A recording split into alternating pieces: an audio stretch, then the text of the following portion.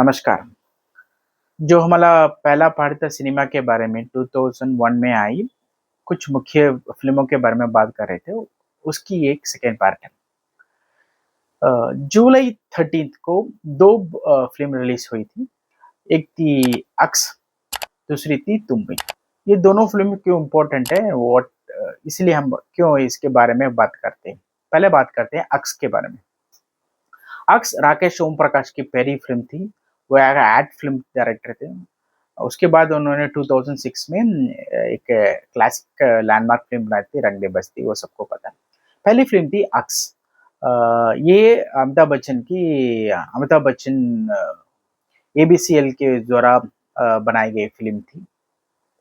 Amitabh Bachchan film corporation के द्वारा बनाई। After a long time Amitabh Bachchan ने ये एक पहली प्रोडक्शन शुरू की थी। After he went into loss, Kaun Banega Crorepati के बाद, to come back into films, this is the film produced.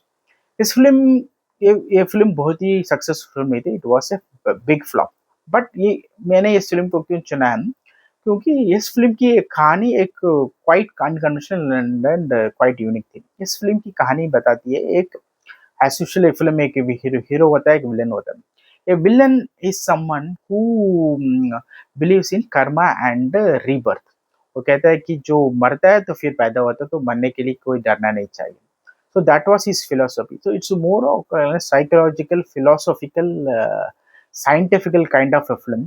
Maybe ये फिल्म बहुत ही way ahead of its time थी, या ऐसे सिनेमा गोवर, मैं सिनेमा जाने वाले, सिनेमा को पहचाने वाले ऐसे सिनी फैन, मैं समझता हूँ कि इस फिल्म की सबसे बड़ी खराबी थी इसकी स्क्रीन प्ले और the way they been executed. Maybe film was too confusing, और फिल्म को थोड़ा और टाइट बताना चाहिए था, या फिल्म को और ही इंटरेस्टिंग तरीके से लिखना चाहिए था स्क्रीन प्ले, और इंटरेस्टिंग और सिंपल तरीके से इस फिल्म की स्क्रीन प्ले को लिखा गया होता तो maybe this film would have been in the same league like Dil Chahta है लगान की तरह एक लैंडमार्क फिल्म हो सकती थी, that would taken the Hindi film industry way forward, but the film failed to do that. और इस फिल्म की मुझे बहुत ही अच्छी लगी थी। इस फिल्म के हीरो थे Amitabh Bachchan, but all the limelight was taken out by Manoj Chaurasia, the villain in the film. They way acted like an psychopath, and at last ना, जो इस फिल्म की एक्शन भी बहुत बढ़िया थी। एलन अमीन के द्वारा इस फिल्म की एक्शन भी बहुत, cinematography was top class, like very good, the world standard थी, प्रोडक्शन डिजाइन भी अच्छा थी। Everything was so perfect about the film, but film did not do well. Like all most expected big budget films से कभी flop नहीं होते ना, पता नहीं क्यों ऐसा ही होता था। इस फिल्म से दूसरी इंटरेस्टिंग मुझे इस फिल्म में बहुत ही एक लास्ट इंटरेस्टिंग बात इस फिल्म में लगी थी कि इस फिल्म की जो क्लाइमैक्स एंडिंग थी ना, the hero becomes a villain and villain becomes hero ना, जो विलन मरने के बाद ही क्या जो कहते हैं ना, द आत्मा transfer into Amitabh Bachchan hand becomes like, and the way he reacts like Manoj Vajpayee like a psychopath, that was very interesting लगा था मुझे। वो बहुत पसंद, it's was more like an spiritual film that was close to the Hinduism that believes in rebirth, वो अच्छा था। So as an film maker, if you don't see into the story, if you don't see into if you don't see the story script of the film, if you see the technical aspect of the film, Axe was really was a technically very sound film थी। दूसरी थी तुम बिन was a very normal film, no? A very normal film, and why I choose this film, no? This is the first film I think that the T series has produced। आप सबको पता है T series उस time में एक top 3 में थी, एक म्यूजिक कंपनी के तौर पे। टी सीरीज के T Series competition with Sony music, Sony जो फॉरेन कंपनी थी, टिप्स, वीनस, सारेगामा, ऐसे बहुत से कंपटीशन थे उस समय। Not now that we only have T series absolutely monopoly. As a Tips Venus, I think they don't make films or they don't buy any music rights now. All the music rights are bought by T series for all Hindi films right now. So T series की पहली film थी जो उन्होंने producer के रूप में काम किया था, and all the actor and actresses, एक वो भी काइंड ऑफ एक दिलचस्प काइंड ऑफ फिल्म में थी। न्यू एक्टर्स थे यहाँ पर, वहाँ पर एस्टेब्लिश थे, यहाँ पर न्यू एक्टर्स थे। It talks about the love story about youth and those times NRIs के बारे में बताया गया था, विच वॉज फ्रेश एंड छोटी बच्चे में बनाया गया, and it made a huge money. So it was a successful film. So इसीलिए मैंने ये दो फिल्म को चुना था। उसके बाद आते हैं सितंबर 26 को रिलीज हुई थी मधुर भंडागर की Chandni bar, starring Tabu and Atul Kulkarni. Uh, Chandni bar क्यों मैंने चुना है, क्योंकि because Madhur Bhandarkar is one of very unique kind of film maker जो हटके बताते हैं, who tells story close to reality, जो थोड़ी रॉ किस्म की उनकी ट्रीटमेंट होती है, सीन्स होते हैं, स्क्रीन प्ले होते हैं, नॉट फिल्मी kind of a film, because he comes from Ram Gopal Verma school of film making, उनके असिस्टेंट थे, तो उनकी झलक बहुत उनकी फिल्मों में दिखती है। And to make a first film थोड़ी हटके से, to women centric film, and film doesn't have a commercial aspect, इस सब के बावजूद ये फिल्म कमर्शियली हिट हुई थी। आई मधुर बदर का इस फिल्म के प्रोड्यूसर को कन्विंस करना बहुत ही मुश्किल हुआ, क्योंकि प्रोड्यूसर नहीं मिले थे। मुझे लगा कि ये film would have made less than 3 crore के ऊपर, इससे ज्यादा नहीं होगी इस फिल्म की budget, and the film made really very good money. मुझे लगा कि 5 to 10x ऐसे फिल्म में प्रॉफिट कमाई होगी। Tabu was she was outstanding in the film. I think she got a national award in 2002 for Chandni Bar. I think I'm not sure. मैंने वो data नहीं लिया, सर्च करके नहीं डेटा। Suddenly मुझे remember आया। I think she won. She might have won a film fair. The film fair तो कोई भी जीत सकता है, but I think she won a national award for that. She was brilliantly portrayed. इस film की कहानी बहुत ही इंटरेस्टिंग है ना, क्योंकि एक very poor lady, Muslim lady comes from Hyderabad to Bombay, and she is forced into prostitution in red light area. उसका एक बच्चा होता है Atul Kulkarni, who is a gangster, and वो चाहती है कि उसका बच्चा भी गैंगस्टर ना बने, but sadly when she goats old she founts that his son is also a gangster and he died. So it's a very tragic film. You see, these are the films that are very entertaining. So हम film चाहते हैं जो entertain करने के लिए, किसी तरह का एंटरटेन हो, रोमांस हो, ड्रामा हो, थ्रिलर हो, एक्शन हो, but when we go to a film which is very close to reality, which is very heart warming, बहुत ही डिप्रेसिंग काइंड ऑफ फिल्म होती है ना, वो रिपीट वाली नहीं होती ऑडियंस के लिए। आप don't want to see that films with your family and friends. This films are just to for the artistic purposes, जो टू सिनेमैटिक जो लोग होते हैं, आर्टिस्टिक फिल्म होते हैं, आर्टिस्टिक फिल्म देखने के लिए चाहते हैं, उनके लिए होते हैं। So to make this kind of artistic and documentary kind of film and to make it successful ना, वो एक नया था। उसके बाद मधुर बनकर उन्होंने बहुत अच्छी डिफरेंट काइंड की फिल्म बनाई, and that gave a lot of new directors to try out something new. So exactly after 1 month, October 26 को आई थी शाहरुख खान की अशोका। अशोका उनकी सेकेंड प्रोडक्शन थी आफ्टर फिर भी दिल है हिंदुस्तानी। द फिल्म ये भी बहुत ही एक्सपेक्टेशन के बाद आई थी, expectation not because Shahrukh Khan, because it was the second film after Lagaan the same year, within 4 months another periodic film आ रही थी। सो पीरियोडिक फिल्म का जमाना शुरू हो रहा था, people were a lot of people were interested to make periodic film. Oh, this film came in after 4 months, तो वो एक्सपेक्टेशन थी। शाहरुख खान बिग स्टार हैं, तो वो भी एक खास थी। एंड संतोष शिवन ने इस फिल्म के डायरेक्टर और डायरेक्टर सिनेमाटोग्राफर दोनों ही थे। इस फिल्म की शुरुआत की एक बहुत ही इंटरेस्टिंग तरीके से शाहरुख खान ने उस समय शेयर की थी, पता नहीं मैंने कहाँ पढ़ा था। उन्होंने कहा था कि when दिल से was made in 1997-98, दिल से released in August 15th or 14th in 1998. So when shooting for Dil Se song for Chaya Chayam in Kodaikanal, Ooty में, while shooting in the break, Santosh Shiv ने कहा, I have an idea about Ashoka to make a film, and this is what the story. He just said in few lines, and Shahrukh said, just listening without listening properly, he said, okay, we film बनाएंगे. संतोष शिव ने कहा कि he just saying for the sake. So because he is the cinematographer of the film, to not say no, because film shooting चल रही है, फिर बताएंगे. But then it materialized and they made the film. So that was the starting point of Ashoka. Santosh Shivan said. A film had a great star cast. It had Ajit Kumar, जो ताला कहते हैं ना तमिलनाडु में, who also acted as a special appearance. Film had Kareena Kapoor in that. First time she is pairing up with Shah Rukh Khan. Film had a great crew from production design was done by Savu Suril, editor was done by Steger Prasad, Anu Malik music थी, गुलजार की lyrics थी, Sandeep Chota done the background score of the film, which was very good. which was very good in the film. पर film नहीं चली.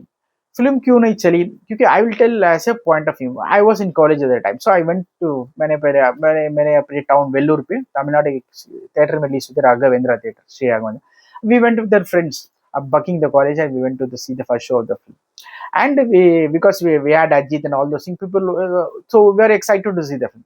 So मुझे लगा कि ये फिल्म कनेक्ट ही नहीं हो रही थी. It was telling about the story of Ashoka, but connect ही नहीं हो रही थी. मुझे क्यों कनेक्ट नहीं हो रही थी? आई थॉट एनालिसिंग, बिकॉज मुझे फिल्म में इंटरेस्ट था ना, ये पागल हो ना. मैंने सोचा कि वो why did not make the kind of impact that Lagaan made. तो lot of people does not know ना कि लगान की जो language used in the film was Awadhi, that was written by professor Saxena साहब.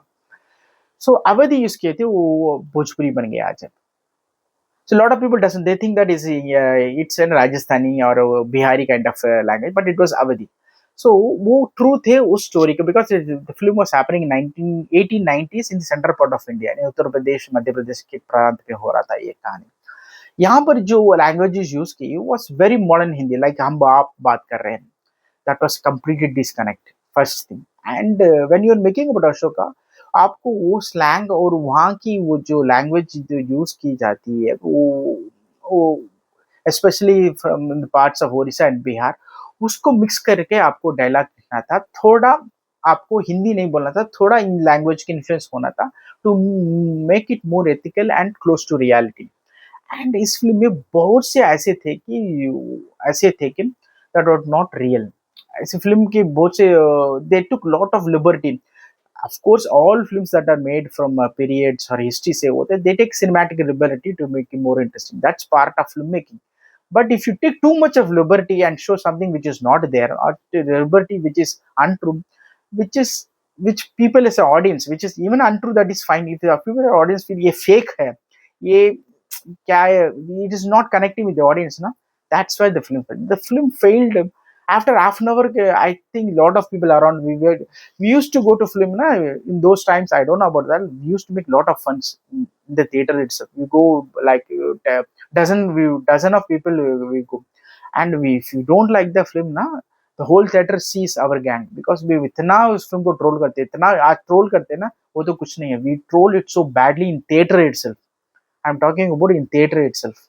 सो किसी की भी फिल्म वो ट्रोल करते थे. सो इतना ट्रोल किया, we enjoy the troll more. Lot of people said that आपकी फिल्म से ज्यादा आपकी ट्रोल ही अच्छी लगी उस समय. सो उतना ट्रोल था. So that's what the film did not. See इससे एक चीज पता चलता है कि आप कितनी भी बड़ी बैनर से बना फिल्म अच्छी नहीं होगी तो नहीं चलेगी. सो अशोक को did not do well. That was not a good sign for film industry. उसके बाद आई थी नवंबर 16 को रिलीज हुई थी अभय. Abhay is not a original film. I'm talking about Abhay. It's a bilingual film that made in Hindi and Tamil. Alavandan Tamil में film थी. This film too came. That film was considered as the most expensive film made till date in India at that time. The producer said that. Abhay, इसकी story about a two twins. एक twin normal person है, हम आप जैसे, दूसरा है psychological problem थी उसकी, क्योंकि उसकी फादर की शादी दूसरी लड़की से होता है. उस ट्रामा से, उस टॉर्चर से उसे he gets into an psychological problem. उसकी कहानी है. इनफैक्ट ये कहानी को कमल हासन ने लिखी थी, लेट 80s में लिखी थी. उस समय उस दो कैरेक्टर थे, एक थे पुलिस इंस्पेक्टर, और दूसरा था mentally challenge. After a period of about 15 years when he was making the film was about to make, he changed that into a military commander की चेंज किया. तो उस समय के लिए सही था. ये फिल्म क्यों नहीं, इस फिल्म के को बहुत ही बड़ी तरह से बबली से किया था right from the puja day. वहाँ ओपनिंग जो पूजा मुहूर्त होता है ना, उस समय से फर्स्ट टाइम ये film muhurat was happened in Nehru indoor stadium. एक नेहरू इंडोर स्टेडियम में ये फिल्म के मुहूर्त को किया था. Kalaipuli Thanu, I want to talk about people who don't know about Kalaipuli Thanu. Kalaipuli Thanu is one of India's prominent Tamil के बहुत ही बड़े प्रोड्यूसर हैं, who does not shy away and spending money for films. वो if a film requires, he will do anything. He will pour money like anything. He is a very passionate filmmaker. इसीलिए तो उनकी Kabali film आई थी रजनीकांत में. He came with out of box publicity of hiring planes and painting the whole plane cover, वो ऐसे आदमी है, is very good producer of Tamil industry. So उन्होंने प्रोड्यूस की थी। तो मुहूर्त में कौन आए थे, बहुत बड़े लोग आए थे, विजयकांत आए थे तमिल में, लॉट ऑफ पीपल। हिंदी से रमेश सिरपी आए थे, संजय लीला बंसाली आए थे, lot of big names from both Hindi film industry, Tamil film industry came for the मुहूर्त। एंड राइट, वहाँ इस फिल्म की पहली एक first look, first poster release की थी on the date of Murat.